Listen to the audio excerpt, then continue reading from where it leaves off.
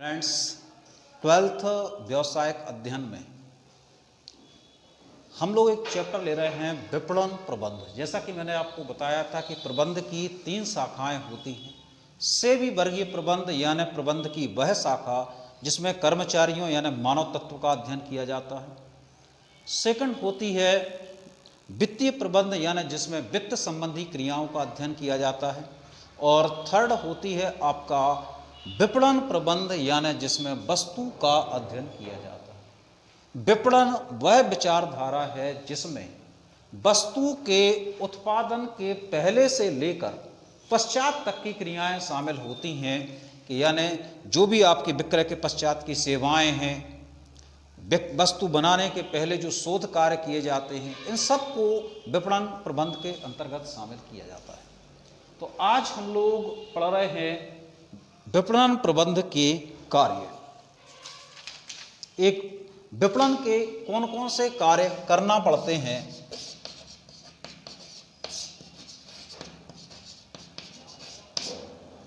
ये हमें इस क्वेश्चन के अंतर्गत देखना है। तो सबसे पहले है वस्तु का नियोजन एवं विकास। यह प्रारंभिक अवस्था है जिसमें जो भी वस्तु आप नई तैयार कर रहे हो उसके बारे में एक योजना बनाई जाती है। उससे संबंधित जो उपभोक्ताओं की समस्याएं हैं, उस वस्तु के बारे में उपभोक्ताओं की जो रुचि है, पसंद है, इसके बारे में पूरी वस्तु के संबंध में योजनाएं बनाई जाती हैं, जानकारी एकत्रित की जाती है। फिर उसके बाद वस्तु को कैसे आपको तैयार करना है इसके बारे में प्लानिंग की जाती है। सेकंड नंबर पे आ जाता है क्रय तथा एकत्रीकरण। यदि किसी वस्तु का निर्माण आप कर रहे हो तो उस निर्माण के लिए सबसे महत्वपूर्ण जो बेस होता है वह होता है कच्चा माल। तो सबसे पहले हम कच्चा माल जो है बड़े उत्पादकों से खरीदते हैं, उस कच्चे माल का एकत्रीकरण करते हैं, क्रय करते हैं।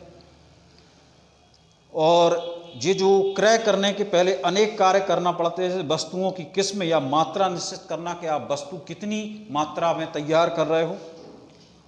जो वस्तु की पूर्ति के हमारे पास अनेक विकल्प होते हैं, हमारा कच्चा माल निश्चित कीमत पर बेहतर ढंग से कहाँ मिल सकता है, विक्रेताओं से वस्तुओं की मात्रा, किस्म, मूल्य, जो सुपुर्दगी की तिथि, शर्तें आदि के बारे में जो जानकारी है वह एकत्रित करना पड़ती है। जो बड़े उत्पादक हैं उनको उपभोक्ताओं की रुचि से भी अवगत कराना पड़ता है कि उपभोक्ताओं की रुचि पसंद क्या है। थर्ड पॉइंट आता है विक्रय करना। विक्रय करना सबसे महत्वपूर्ण कार्य है। विक्रय करने के अंतर्गत अनेक प्रकार की क्रियाएं की जाती हैं। यदि आप विक्रय करना जानते हो यानी वस्तु बेचना जानते हो तो आप खराब वस्तु भी बेच सकते हो, और यदि आपके पास विक्रय कला नहीं है तो आप अच्छी वस्तु भी नहीं बेच पाओगे। तो विक्रय के अंतर्गत अनेक प्रकार के कार्य करना पड़ते हैं जो आगे हम लोग नेक्स्ट चैप्टर में पढ़ेंगे।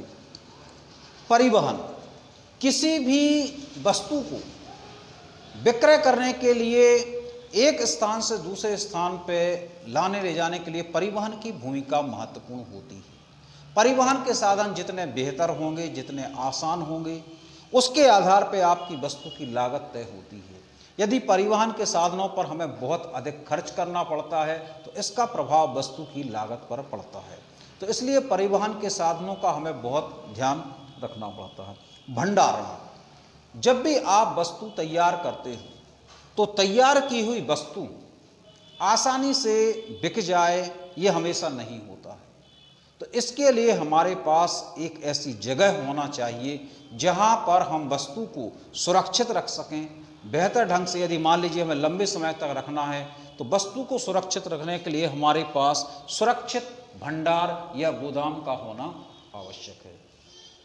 वित्त व्यवस्था, जैसा कि हम लोगों ने वित्तीय प्रबंध के अंतर्गत पढ़ा है कि वित्त किसी भी व्यवसाय का जो है जीवन रक्त के समान होता है। यानी किसी व्यवसाय को सुचारू रूप से चलाने के लिए वित्त की पर्याप्त आवश्यकता होती है।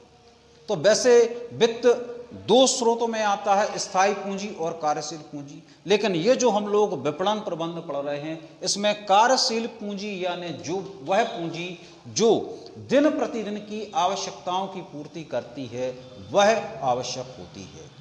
तो व्यवसाय चलाने के लिए यानी जो विपणन संबंधी क्रियाएं हैं, उनके लिए हमारे पास पर्याप्त वित्त की व्यवस्था आसान स्रोतों पर और आसान शर्तों पर उपलब्ध होना आवश्यक है।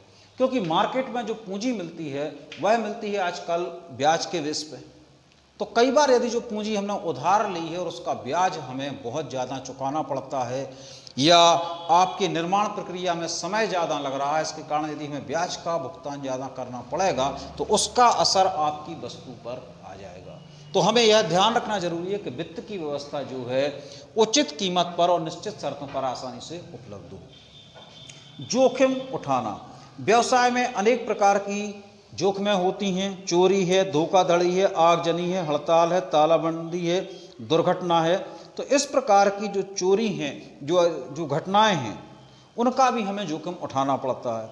इनमें से कुछ जोखिम जो है, चोरी, आगजनी, परिवहन आदि, इनका बीमा भी करवाया जा सकता है। प्रमापीकरण और श्रेणियाँ। जब वस्तु तैयार हो जाती है तो उसे अनेक प्रमापों में, अनेक श्रेणियों में विभाजित किया जाता है।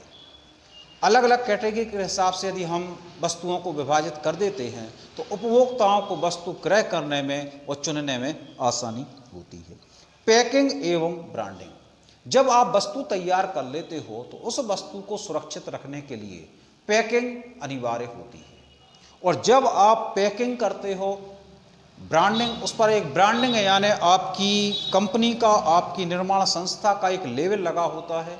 तो ये जो चीज़ होती है अपने आप में एक विज्ञापन का कार्य करती है। तो अच्छे किस्म की पैकिंग, अच्छे किस्म की जो ब्रांडिंग है, वह अपने आप में एक लेवल, एक विज्ञापन का कार्य करती है, जो वस्तु के बिकवाने में मदद करती है। विपणन संबंधी सूचनाएं। तो आधुनिक समय में अनेक प्रकार की विपणन संबंधी सूचनाओं की आवश्यकता होती है। जैसे उपभोक्ताओं की संख्या है, उनकी रुचियां हैं, प्राथमिकताएं हैं, क्रय शक्ति है, फैशन में परिवर्तन है, तो आदि की जानकारी शीघ्रता से आवश्यक होती है। यह भी विपणन के कार्यों में आता है। तो करीब ये 10 कार्य जो है विपणन प्रबंध के अंतर्गत, विपणन के अंतर्गत आपको करना पड़ता है। Thank you very much.